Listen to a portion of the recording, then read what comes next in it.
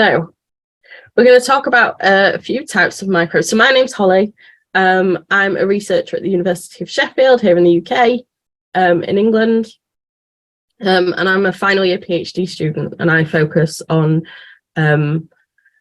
mainly it is bacteria, biofilm, skin infections, but I do have a background in human biology, a bit more broad. So I'm going to talk to you about a few different types of microbes.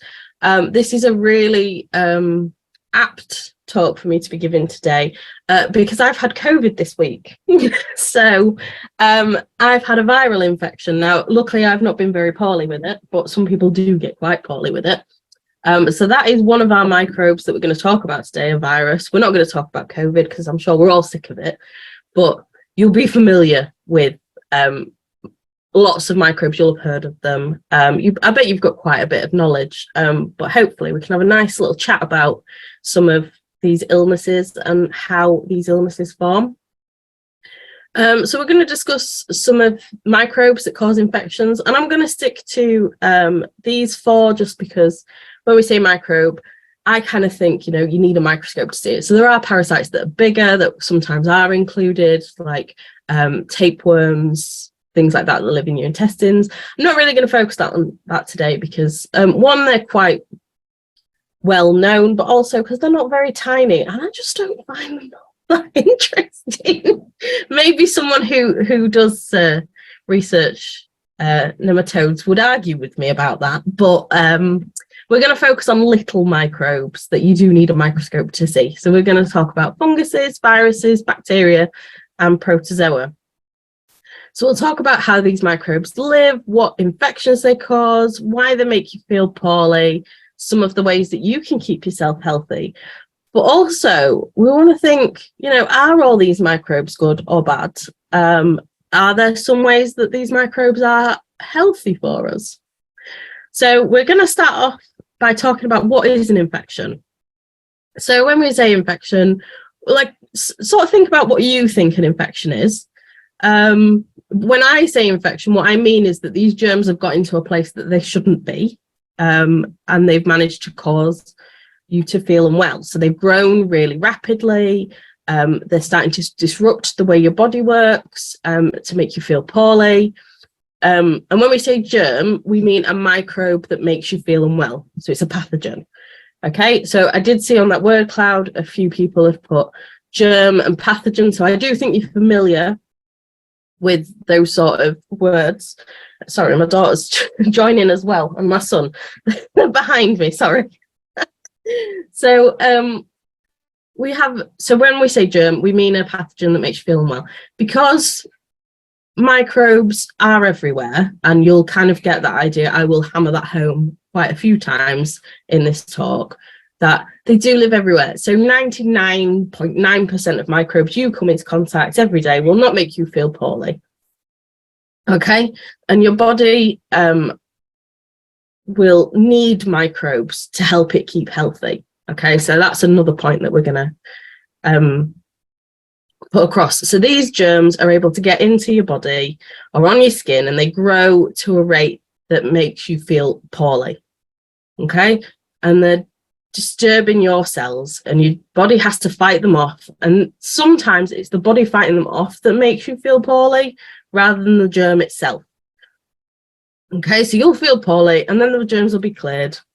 Okay, but these pathogens aren't necessarily out to make you poorly. They've just ended up in the wrong place 9 times out of 10.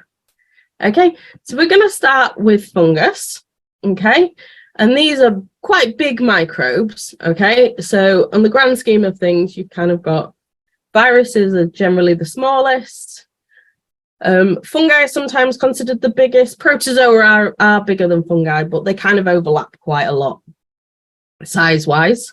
So they're quite large, and they produce spores, which they release into the environment. Okay, so you can see on... Sorry, I'm using the wrong mouse. Can you see my pointer? Sorry, I'm just looking. Yeah, you can. So they produce these... So they grow as like multicellular. You can see these like... This is a microscopy image, so you'll see these like multicellular kind of branches and chains, and these will produce spores. that they'll then release off into the environment to go and cause, to grow somewhere else. It's not really to cause infection. Their aim in life is not to cause infection. They just want to live the same as everybody else, okay? So you do find quite a lot of fungus living on different parts of your skin. They live normally in the mouth. They live kind of just anywhere on the skin sometimes. And they live in quite a controlled number. So it's when that number becomes too high, that's when you start to see the infection. Skin and lungs are commonly affected by funguses. Okay, so they'll go to, because they're just places that are more likely to be exposed to the fungus. Your skin is your first barrier of defense, and your lungs, it's kind of like, I know they're inside, but it's like open, isn't it? Like it's easy for you to breathe in these spores. You're very, very unlikely to get a lung infection from fungus, just because our bodies are very good at stopping us from getting fungal infections. However, so people who have low immune systems, so we call these immunocompromised people, and that means that their immune systems aren't working properly to protect themselves. So they're at higher risk of serious infections.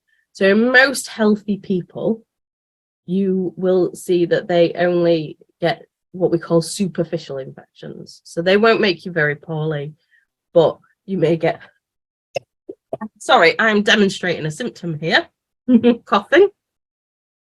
So you'll find that you'll get maybe a rash or something that's more irritating than dangerous. Okay, funguses like to grow in damp places, so between your toes, where you get quite a lot of fungal infections, and on sweaty feet or sweaty places under your arms, where your legs are in your groin, or in your lungs. Like I say, lung and systemic infections caused by funguses are quite rare in healthy people. But common fungal infections are found on the skin. So athlete's foot, which is a itchy fungal infection on your feet, or thrush, which is an infection caused by fungus that you sometimes see in babies' mouths. So because babies drink milk, that is really nutrient rich. Obviously, because it's for the baby, it's very nutrient, sugar rich food for the baby, but also fungus really likes it. So it means that the baby's mouth can be colonized by thrush. And because they don't have the microbes that live in their mouth just yet, that make them be able to keep that growth at bay, they do get this overgrowth in their mouth, and they'll get white tongues, and you have to get special drops and special creams that can clear up these infections easily within days. But they can come back. So it's once you've had a fungal infection, it's not your higher risk or you're immune, but they can come back if the conditions are right. So I wanted to talk a bit about one particular fungal infection, just to give you an idea of like the symptoms that these infections cause. So I've got some pictures here. So this is a tinea infection, and this is just a name for a collective group of infections that are caused kind of anywhere in the body, on the body, not in the body, I should be clear. And these are caused by a collection of fungi known as dermatophytes. And this is a picture of them here. So this is a collection of different fungal microbes, different species, which infect different parts of the body. So these have like colloquial names that we like to call them. So they're a colloquial name's like a common name that we would use. Now I'm sure it's the same everywhere. So we have athlete's foot, so that's if it grows on your feet. It's athlete's foot in between your toes. It's very itchy, makes your skin peel. There's jock itch, and that's if it's found in your groin. And then there's ringworm, which is found if it's anywhere else on your skin. So you can get it in your scalp or on your body. Sorry, I'm just going to have a drink because I'm going to start coughing again. So this is caused by dermatophytes. You get it from skin to skin contact. So if somebody you know has this infection and you kind of put your skin on the infected area, that can cause you to get the infection. But you can also get it indirectly. So using towels that are contaminated or walking on a wet floor. Imogen, will you go get me some water, please? It's quite handy having kids. They can do things for you. So to begin an infection, what these funguses need to do is they need to attach to your skin. And they will stick to the outer layer of your skin. So I've got a little model here of some skin. So you have this top layer, which is your epidermis. Epidermis. Then you've got your dermal layer. Now, these fungi tend to only infect this very top layer. So you can see it's not very big. So they are very superficial infections. They're not going to make you very poorly. But your skin contains a protein called keratin. And these fungi love keratin. They gobble it up, which is great for them because they can grow really nicely on your skin. It's not so good for your skin because your skin needs that keratin to protect itself. So on the very top layer, the very, very upper edge here, we have a real thin layer that's called the stratum corneum, which is basically highly matured arachnocytes, and they kind of, I don't want to say they're dead, but they create the big barrier that protects your skin because it's very waterproof. It's very good to protect your skin, but it contains a lot of keratin. So keratin is the protein that is in your hair, it's on your nails, it's built up in your skin. And they use an enzyme called keratinase to break down this keratin and make it so that they can eat it. So unfortunately, that means that the skin can then become peely and scaly, but your skin will recognize that there's something going on that it doesn't like. And your epithelium layer, so your skin layer, will then start to alert your body by releasing special chemicals called cytokines. And these will alert the immune system that something's going on.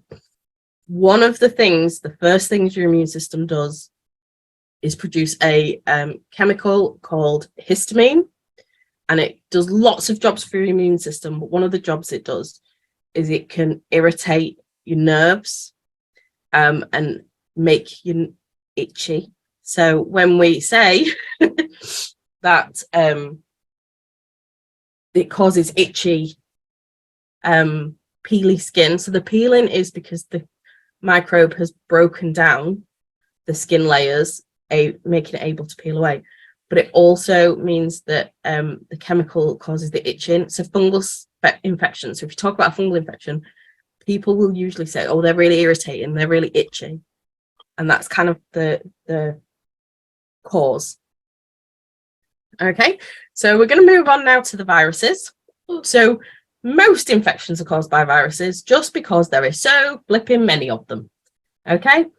And they are everywhere. They can be carried in the air. They can be left on surfaces. We cough them out.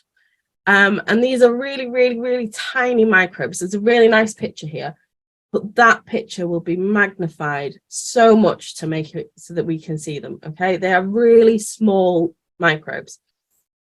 And they are obligate intracellular parasites. Now that sounds really, really complicated. Okay, but all it means is it's a really fancy way of saying that they have to be inside our cells to replicate. They only contain the information to make a virus. They don't contain any other equipment to be able to replicate. Okay, so they have to use our equipment. So we have equipment that we can make proteins and DNA, and they have to use all that. Okay, they are very basic microbes that are made of proteins and genetic material. And they get inside our cells and use our machinery. They're very cheeky. They use our machinery to make new microbes. When they've made the new particles, they then burst out of the cells. Okay, so they make lots and lots and lots and lots. And then they go, right, we don't need to be here anymore. Let's move on, so that they can go and find new places so they can infect new cells. So they burst out. Okay, and then they can either go on to more cells, healthy cells around them, or they can travel back outside of our bodies to go and infect somebody else. Okay, so when you're having a cold, it's really important you need to cover your mouth when you cough and sneeze, because those coughs and sneezes contain billions of viral particles looking for their next victim. And there's lots of common infections that you'll probably have come in contact with as a child. So there's chicken pox is viral. Most sickness bugs in winter are viral. Coughs and colds, and serious infections that are caused by viruses used to be a lot more common than they are these days, but we've got really good at stopping these viral infections through the use of vaccines. So there used to be a really, really dangerous virus long time ago, and older people, maybe your grandparents, have been vaccinated against smallpox. So we have managed to eradicate that completely. Nobody in the world gets that anymore. And lots of people used to be really seriously affected by it. But now, because of vaccines, we've managed to make serious infections incredibly rare, and smallpox doesn't exist anymore. So we're going to talk about our most common virus, which is just a cold, because everybody gets colds quite often. I've had lots this winter. I don't know why. But coughs and colds are caused by viruses. The most common infection that you'll find in the respiratory tract. So that's, generally the rhinovirus affects up here rather than deeper down in your chest. So most colds are caused by rhinoviruses. And so if we break down that word, virus, obviously that's telling you the type of microbe it is. Rhine means nose. So rhino or nose. So rhine means that it tends to affect up here. It's a little bit of a misnomer, because viruses do infect both upper and lower, but they tend to be upper, and the symptoms you get tend to be kind of throat upwards. And these viruses like to live in a little bit colder temperature than the human body. Okay, so the human body is about 37 degrees. They like to live at about 32. And they replicate really well at about 32. So they tend to affect up here. And then in the upper respiratory system. So they infect the nose and throat, and they use the cells in our nose and throat. Now remember, they make new viruses, and when they burst out, that really irritates. These cells bursting doesn't just release the viruses, it also releases lots of the inside of the cells, which includes cytokines. And these cytokines alert the cells around them that there is a problem. There's something going on. Okay. So let's talk a bit about the cells that line our airways. So we have ciliated cells. Now these are little hairy cells. They have little hairs on them. And they kind of brush rubbish out of they move things along. Okay. And then we have goblet cells, which are here, and these produce the mucus layer. So that's your snot that they produce. But it's not just snot, they produce mucus all the time. Okay. And when these cells are alerted that something's going on, it knows there's an invader there. So their jobs are to clear these invaders out. They use the mucus to trap the invaders. They use the cilia to move it along. Okay. So when they pick up these chemicals that say there's something going on here, there's something not quite right, they will begin to produce more mucus because they need to get these invaders out. So that's our first way. So that's why you get a runny nose when you've got a cold. It's because your body's going quick. We need to clear. There's something in here that's not very nice for us. We need to clear it out quickly. But it can also annoy these ciliated cells, and it can let the nerves know in our respiratory tract that something's going on. So we have another mechanism to try and clear it out, and that is sneezing. So if you get anything up your nose, you're going to sneeze. So it doesn't have to be a pathogen, it doesn't have to be an allergen. If you think when you get pollen up your nose, if you've got hay fever, you're going to sneeze it out. if you get pepper up your nose, which is neither an allergen nor a pathogen, it just irritates your nose. You're going to sneeze or you're going to cough. And that is your body's way to try and clear out these invaders. Okay, because the best way to stop an infection is to get these pathogens out. Okay, so no wonder we cough and sneeze and we're so snotty when we've got these colds, because our body's really trying to clear these invaders out. I don't know if we want to take a break there, just because that's a lot of information. If anyone's got any questions. Yes. So we have a few questions in the chat. One question that Pooja had was about the athlete's foot. And her question was, what can we do to prevent athlete's foot? Is it just general hygiene? Yeah, generally you want to make sure you wash your feet really well, but also dry them really well. Wear clean socks. Okay, so if you get really sweaty feet, I know you know what it's. Wear socks for a start. Okay, so don't just put your feet in your trainers. Wear socks, because you can take them off when they get too sweaty. Okay, if you go places, public places like to swimming pools, indoor swimming pools mainly. If you're in an indoor swimming pool, the floor's quite wet and the fungus really likes that. Try not to walk barefoot places, because that's, you know, don't share towels, don't share socks, wear clean socks every day. Great tips. I think another question, a very interesting question, which I'm not sure, even I don't know the answer to. Why is a cold called a cold? I think it's a misconception that it was called, because we get them in winter. I don't know how cold in India it really gets. It was quite warm when I was there last month. But because they tend to happen in winter, it was assumed that it was the cold weather that made us unwell, rather than naturally, you know, back in the day when we didn't understand germ theory. Oh, So right. Yes. I think that is where the name has come from. That's really interesting. Okay. Bhargavi has a really nice question. She asks, why do we get a runny nose when we sometimes eat spicy food? That's a really good question, and I'm not really sure. I would assume it's because it triggers the nerves in your nose, that something is going on, that irritates them. Because capsaicin, which is like usually what causes the spice, Yes. actually evolved to stop mammals eating it, but we really like it. Yes. So I would assume it's nerves get triggered in the nose, that makes us think that actually there's an invader, when actually it's because you've got to think your nose and your throat are all connected. So while you've not got the spice up your nose, it maybe registers. I'm making an educated guess here. No, that sounds about right.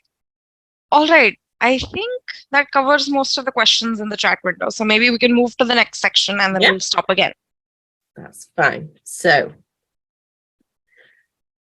we will cover bacteria. Now, this is my where I like to be. So when I talk about microbes, I naughtily tend to focus on bacteria, just because that's my area of interest. I'm sure everybody who studies bacteria does the same thing.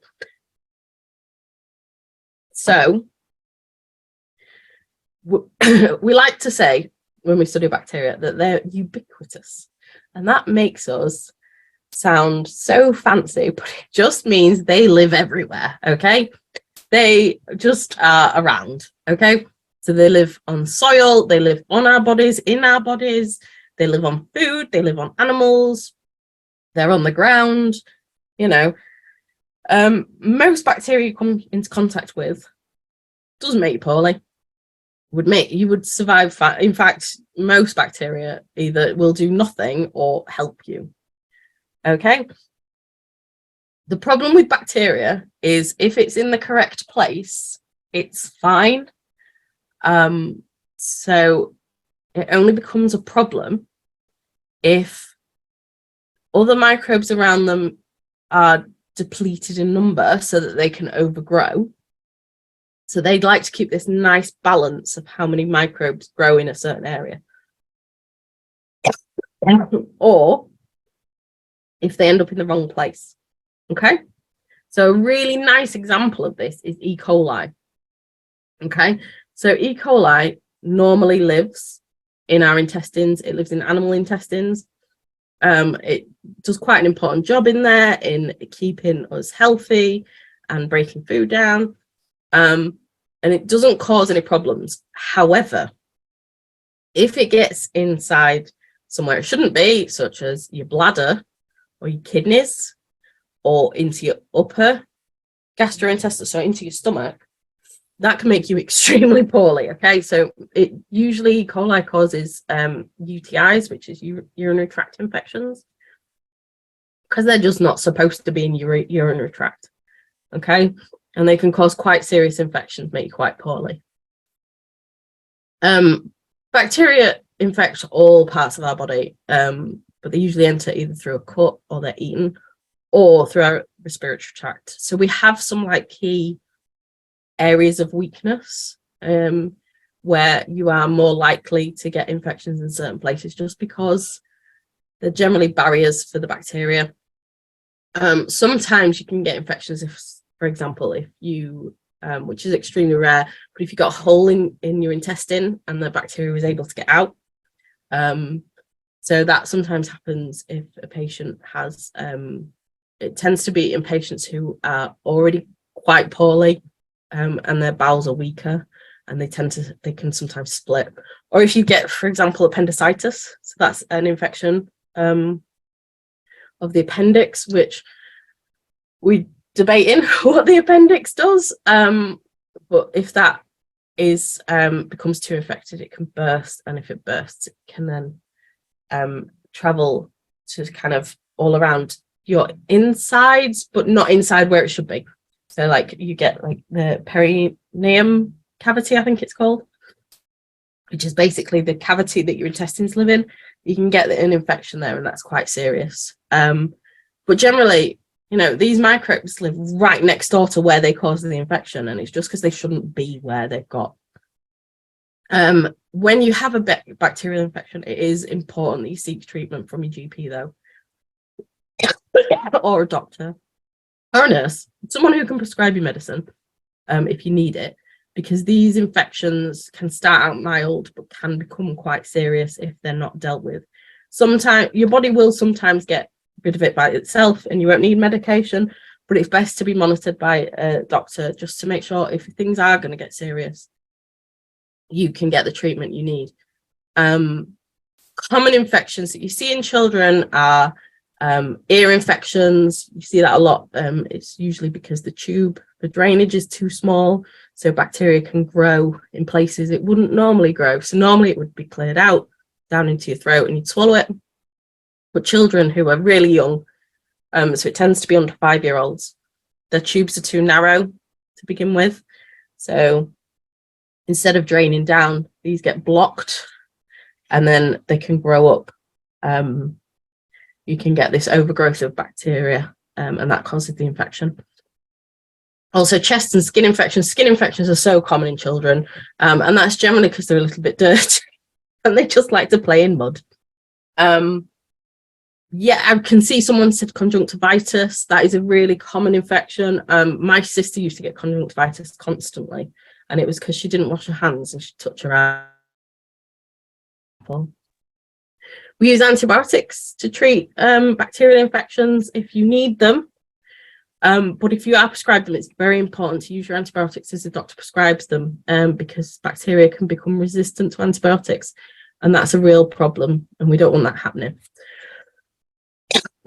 So I was initially going to talk about a skin infection again, because I like skin infections, but I thought I'd best talk about a different part of the body.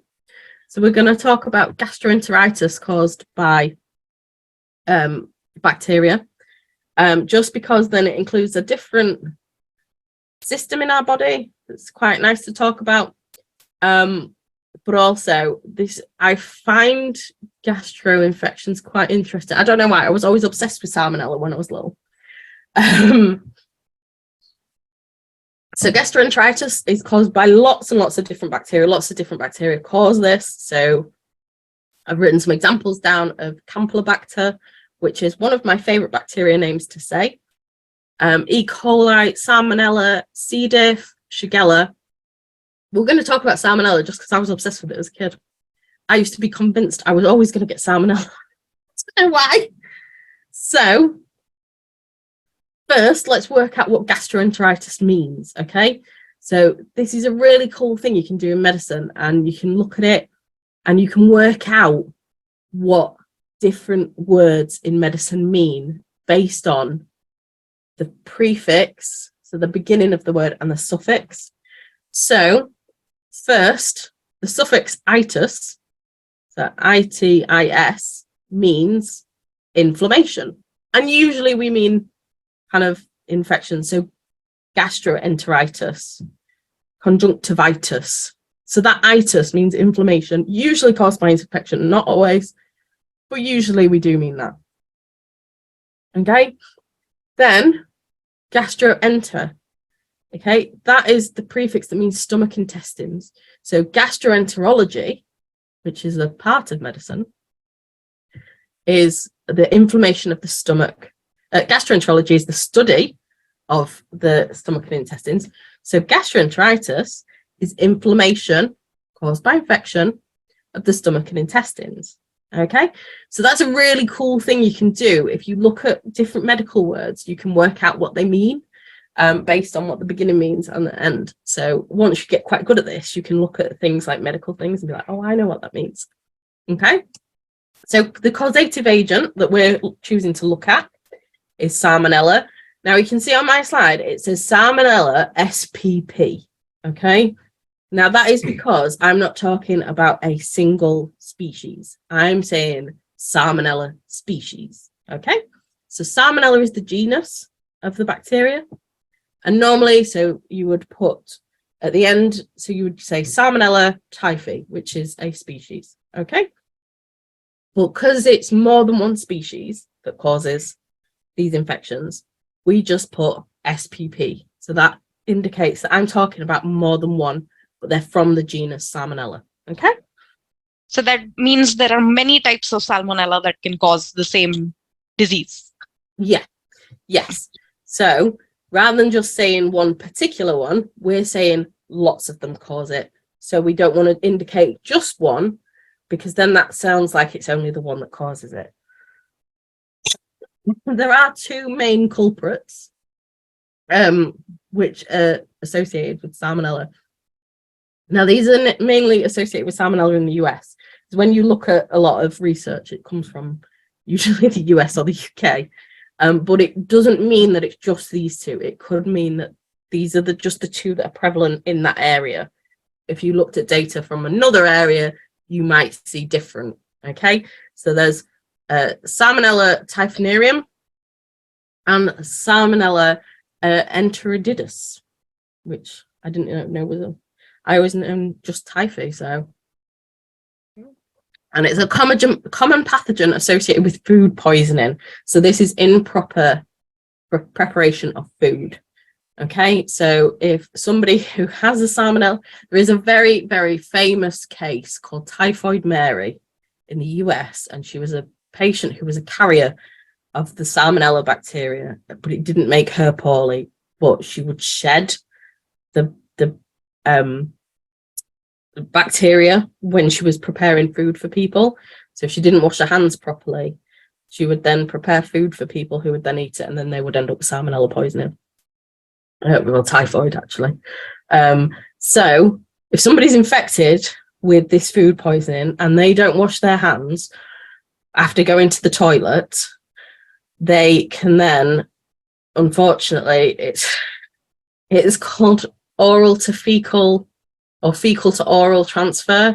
So it means that you've ingested somebody's poo, which sounds horrible, but it can just take a tiny little bit to make you quite poorly. Okay, so Salmonella are able to survive the acidity of the stomach, and then they can colonize the stomach and the intestines.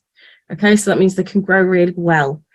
Salmonella releases this toxin, which triggers an inflammation response in the stomach and in the intestines, and in the stomach, it triggers irritation of the stomach lining. Now, when we get irritated in our stomach, you know, as I said, our body has lots of ways to stop these pathogens.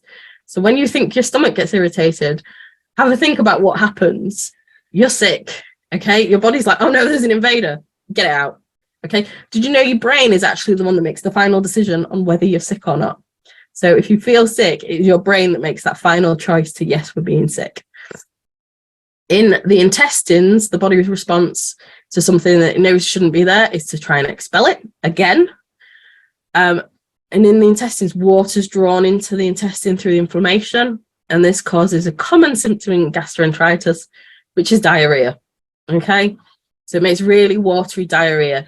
Sometimes blood can be pulled into the intestines as well from the blood supply, and then the blood vessels can break, and that makes your diarrhea bloody, which is not very nice. Finally, our final microbe we're going to concentrate on is protozoa. So, Hollie, sorry. Just before we move on, maybe one question that we can take from the chat window. So what does salmonella have that allows it to survive in this acidic pH in our stomach? So bacteria some bacteria like quite acidic areas anyway. So for example, staph really they make the area acidic. I don't know for sure what it is that salmonella, but I would assume that they have quite a hardy cell wall. So the bacteria are covered by this cell wall. So I'd assume that their cell wall can survive acidic areas. It'll have proteins in it that will cope without being broken down, because our stomachs they have a pH of about 2. So that's really acidic on a log scale of 0. You know, it's only 2 steps up from the most acidic you can get. But yeah, so I would say it's the cell wall allows them to survive. Yep. Okay, great. Let's move on. Yeah. Okay, so protozoa are the largest microbial cover, and they're a single cell organism. So I've got a really nice picture because I love these. These are called Gardia, and they look like they've got little faces in them. So it's just their little intracellular equipment that makes it look like they've got a little face. They look like little ghosts. So we sometimes call protozoa one cell animals, okay? And that's because they display animalistic characteristics, okay? So they can move around, they all move around quite well, but they also seem to hunt. So it looks like they're hunting. And they can find a place, they can find a way to get in to an area that they survive. Now, these are parasitic, but not in the same way that viruses are parasitic, okay? They live in many different environments. They can live in soil, they can live in fresh water, they can live in marine environments. So they can be free living. They do not have to be inside a host. But what we mean by parasitic is they do like to live inside hosts.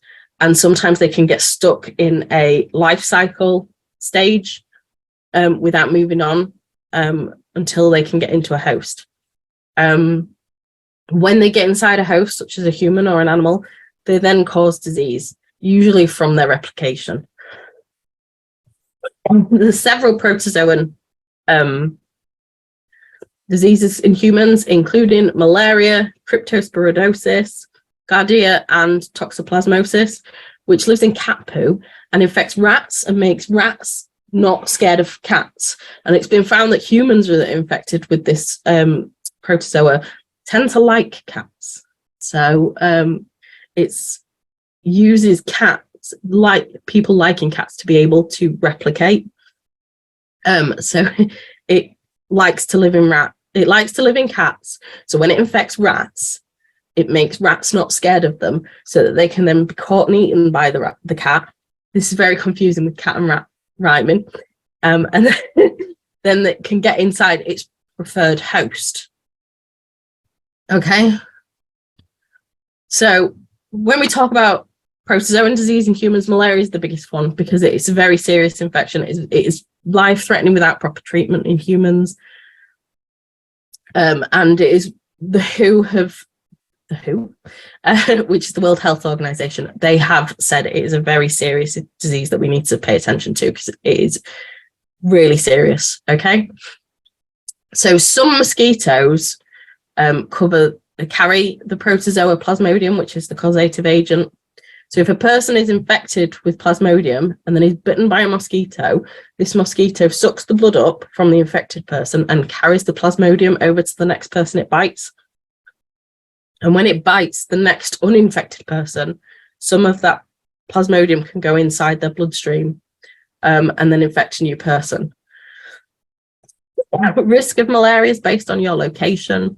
So in England, the risk of catching malaria without travel is almost non-existent. In India, it depends where you live, but I had a look yesterday just to see, most areas in India are low to no risk, but there are some high-risk areas. Malaria begins by Plasmodium infecting the liver and reproducing, doesn't cause disease at that point. It's when the Plasmodium enters into the bloodstream and gets inside your red blood cells, that's when it causes the damage. Okay, because it replicates and then it destroys and damages the cells. And the key symptom in malaria is anemia, which means a low red blood cell count. And our red blood cells are responsible for transporting oxygen around our body. So if you've got low red blood cells, that is catastrophic for our bodies. And so it can cause lots and lots of symptoms because your different areas are unable to get the oxygen that they require to survive. So you need to clear these infections out so that your red blood cells can be healthy. I don't know if there's any questions at this point. One question I think I saw in the chat window was, what happens if we ingest amoeba or a protozoa? Are there gut infections maybe that are caused by these? Yes, Giardia is usually it's from water, dirty water. It causes infection. Again, it usually causes like gastroenteritis type. I think Cryptosporidium is also waterborne, and that just gives you really violent diarrhea. Because again, these life cycles that they want to be back in the water, so they come into your body to replicate, and then they want to be back out because then they can go on and infect somebody else. So they induce kind of, as well as your body trying to clear it out. Yes. So there are quite a few amoebas that cause. There's one that goes up your nose and infects your brain, but that's really rare, and there's only been like a handful of cases in the US. All right. Okay, I think we can move on to our last section and then we'll come back at the end for questions. That's fine. So I want to tell you that not all microbes are dangerous, because I've given you a really horror picture. So most microbes are really good for us, and we all have individual microbiota. So your microbiota is all the microbes that live in a certain area. Okay, so you have a personal microbiota that are just the microbes that live on and in you. Okay, and they are so individual, okay, that even your microbiota for your belly button is as individual as your fingerprint. So nobody has the same microbiota. Okay, and back in the day, we used to say, oh, you've got, there's 10 times more bacteria than human cells in your body. Actually, that's a bit of an exaggeration.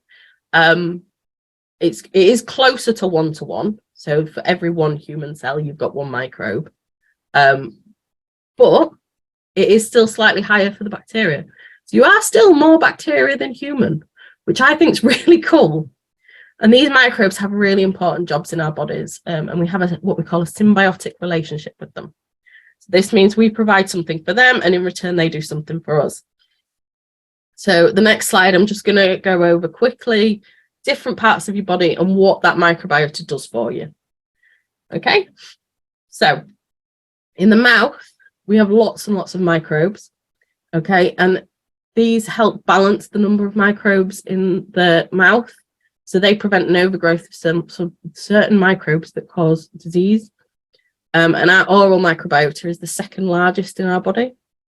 Our mouths are the perfect temperature for these microbes, they're the perfect pH. We also provide nutrients when we eat. They can break down some of the food that gets kind of stuck in our mouths. And then we also provide water in our saliva for them. So this is a perfect environment for them to grow. If the flora in our mouth gets thrown off, then pathogenic bacteria can multiply and cause like tooth decay and gum disease. So it's very important to keep them healthy. Our skin is one of the first barriers against infection, and unfortunately, that means that it gets infected a lot.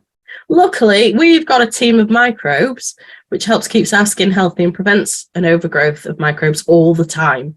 So these infections don't happen as often as they maybe could do because you've got these pathogens, you've got these microbes stopping these pathogens from overgrowing.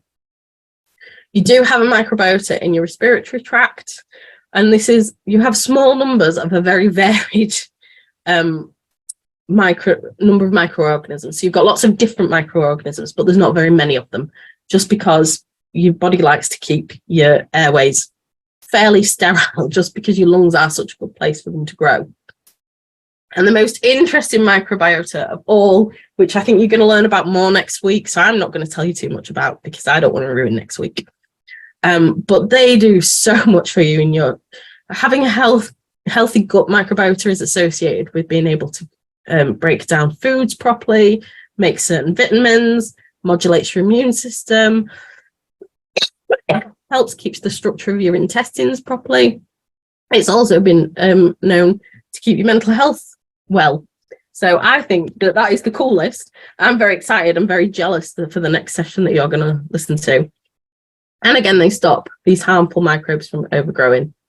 So I've just got a nice little picture just to show you this nice balanced system of our skin's healthy, so the microbes are happy.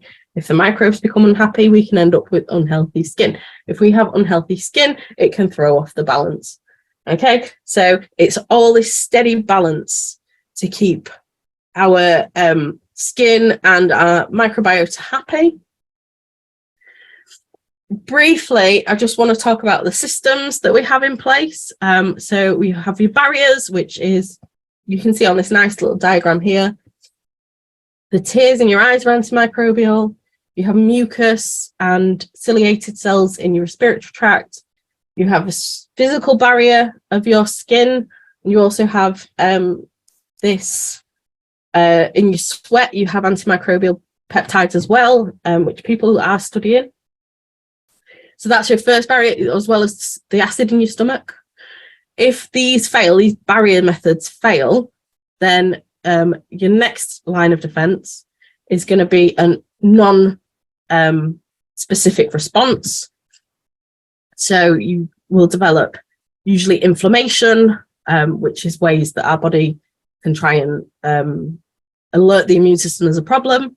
And then you get these cells that come and gobble up all the microbes. So they don't specify what they're going to eat. They're just going to eat everything around that shouldn't be there.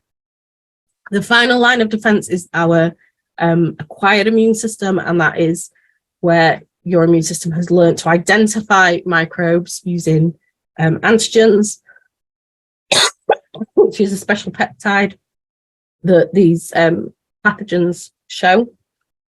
And then they can produce antibodies that mark those pathogens for killing. Sometimes it is our own immune system that makes us poorly. And we call these are like the pillars of inflammation. So when you feel unwell, it's the body that causes the symptoms because it's how the body gets rid of the infection. Okay, so it makes our temperature go up. We get a fever because these microbes can't survive in high temperatures. You can also get redness and swelling because the blood is being pushed into that area because that blood is full of these good cells that can gobble up all the microbes. You get pain because, unfortunately, the chemicals that are released, they can cause the damaged tissues to activate nerves and cause pain. And then loss of function is because you need to rest. Your body needs to heal. So how can I stop infections? There's lots of ways that make it less likely that you'll become unwell. infections are inevitable in life, unfortunately, and your body's really well built to deal with it. But there's sometimes some good things that you can help feel well. Wash your hands regularly, especially after using the toilet and before eating. Be careful to prepare your food properly, cook it properly, wash it. Eat a good varied diet to give your body all the vitamins and minerals it needs to maintain a healthy body and a healthy immune system. If you're able to get vaccinated against illnesses, get vaccinated, okay? As advised by your doctor. And when you're ill and you do need to take medication, take it as the doctor tells you, and don't stop taking it just because you feel better. Take it until the doctor tells you to stop. Or just sometimes you need medication to help you deal with the symptoms while your body does its job and fight it off.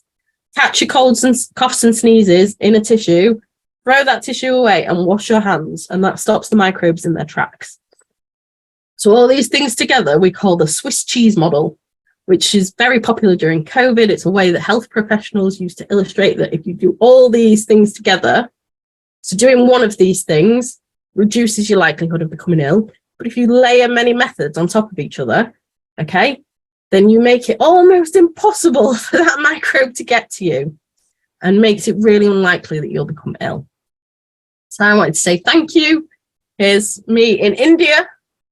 When I came to visit last month, I had the best time and I want to come back. This is my home city. And then these are my two kids who are behind me today. Oh, thank you so much, Hollie. It was an amazing session.